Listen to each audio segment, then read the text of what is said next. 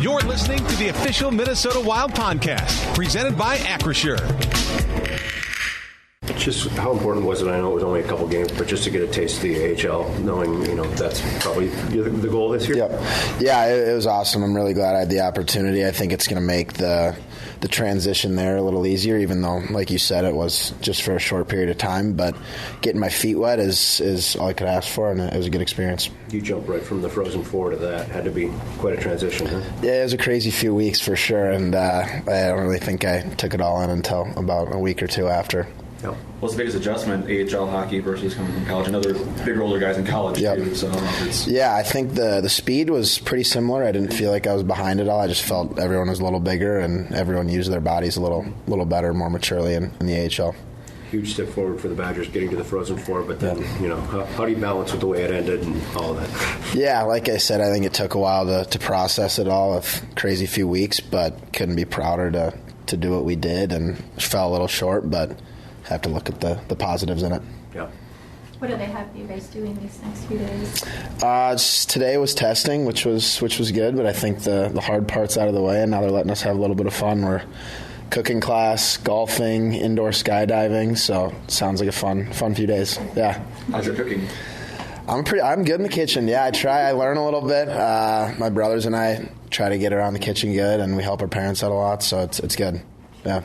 How was it getting to know these guys? Do you know, are there a lot of familiar faces there, or is it just kind of like learning new faces and names and all that? Yes, I lived with Charlie Stramel in Wisconsin for 2 years, so really close with him, hang out with him a bunch in the summers. And Rieger was, obviously, he beat me in the Frozen Four, but I roomed with him in Iowa as well, so I know him a little bit. And then other than that, just getting to know the staff and the other guys in the organization. Well, we mentioned Charlie. I don't know how closely you followed him since he left Wisconsin, but how have you seen him develop just from, as a friend to see how he's developed over the last few years? Yeah, no, we talked quite a bit throughout our last 2 years separated in college, but I couldn't be happier for him. Everyone knew he had the tools, and it was just kind of when he figured out how to use them, and he did, and had an unbelievable junior and senior year, and it's fun to be reunited in the Wild organization.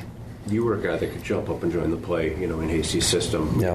Does that translate to the next level, with your size and, the ability to hop up? I think it does. I think that's one of the bigger parts of my game that helped me out there, and I think my feet will help me at this level as well, even though I'm on the smaller end. I think that's what I need to use to my advantage, and that's what I'm going to try to do in the fall. Being a Twin Cities guy, you get to play tour guide this week too? Yeah, I'll try. There's some Muro kids here who might need some help, but we're right by the Mall of America, so it's kind of the big tourist attraction. Did you play for McLennan? I did. Oh, yep. Right. Yeah, he was awesome. Yeah, it'd be interesting having a Miracle on Ice guy. It was. Yeah, I'm pretty fortunate to have some good players and coaches that I've been with, and he's definitely one of them. We still text quite a bit, so nice. Yeah. So what do you know about Charlie? Just what about his personality or his character do you think to handle the spotlight of a first-round pick? Yeah. All that.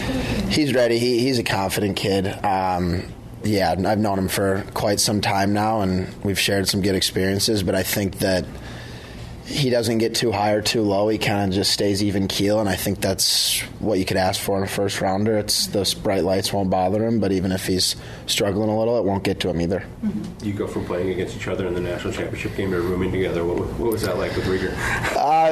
It was kind of funny at the beginning. We went to dinner the night we both got there and talked about it, and then I think after that we put it aside and didn't talk about it again. So that was probably a little bit of my doing, but yeah. What's the plan for the summer in terms of training and where you're going to live and all that stuff like that? Yeah, I'm just hanging out at home this summer, but I'm training here twice a week just because I'm about an hour away from here, or from Tria, Yep, and then here twice a week, and then with my other trainer that I've been with for many years, and then skating 3 days a week and enjoying the Minnesota summer. Yeah.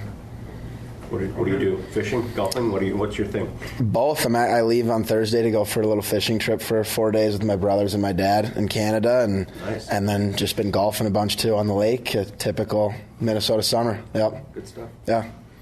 Thank you. Thank you, guys. For an extraordinary advantage in sports, you need a game plan. For an extraordinary advantage everywhere else, all you need is Acrisure.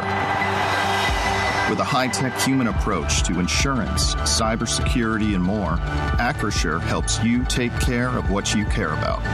That makes winning easy. See what Acrissure's extraordinary advantage can do for you at Acrisure.com.